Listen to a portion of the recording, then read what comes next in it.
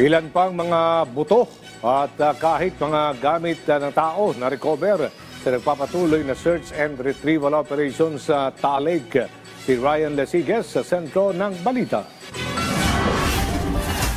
Agad isinailalim sa masusing pagsusuri ang mga panibagong butong nakuha mula sa Taal Lake. Bahagi pa rin ito ng nagpapatuloy na investigasyon sa kaso ng missing Sabongeros. Sabi ni PNP spokesperson Police Brigadier General Jean Fajardo, nakuha ang mga buto sa nakalipas na 2 araw na pagsasagawa ng search and retrieval operation ng mga otoridad. Sakaling mapatunayang ang mga buto ay mula sa tao, ay agad na isasailalim ito sa cross-matching sa mga DNA samples na mula sa mga kaanak ng mga nawawalang sabongero na meron na ngayon ang kanilang tanggapan. Maliban naman sa mga buto ay na-recover din ang mga personal na kagamitan ng mga biktima gaya ng damit, tsinelas, sapatos, sombrero at hoodie. So importante din na makipag-ugnayan po sila sa atin para ma-identify po nila kasi kung ako naman yung isang kaanak, kapatid ko, asawa ko, kapatid ko na pamilyar sa akin itong kasuotan na ito at nawawala ay pwede po silang magbigay voluntarily ng kanilang DNA para ma-cross-match po. Kahapon, inanunsyo ng NAPOLCOM na pinatawan na ng 70 araw na preventive suspension ang 12 pulis na isinasangkot sa kaso ng missing Sabongeros.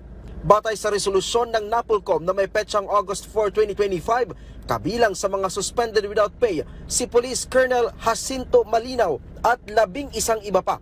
Paliwanag ni NAPOLCOM Vice Chairperson at Executive Officer Attorney Rafael Calinisan, nakakita sila ng matibay na ebidensya laban sa mga pulis.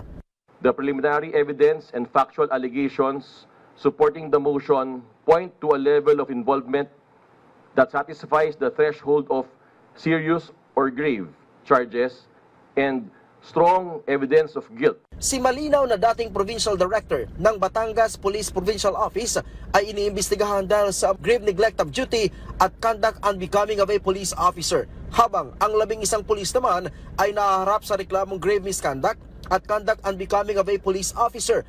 Ang reklamo ay isinampa ng tinaguriang whistleblower na si Julie Patidongan. Sa ngayon ay nananatili sa restrictive custody sa Campo Crame ang mga pulis na direktang isinasangkot at may kinalaman daw sa mga nawawalang sabongero. The imposition of preventive suspension is not a penalty but a protective and procedural measure intended to preserve the integrity of the investigation, prevent any undue influence or interference in the proceedings. Ryan Lesiges para sa Pambansang TV sa Bagong Pilipinas.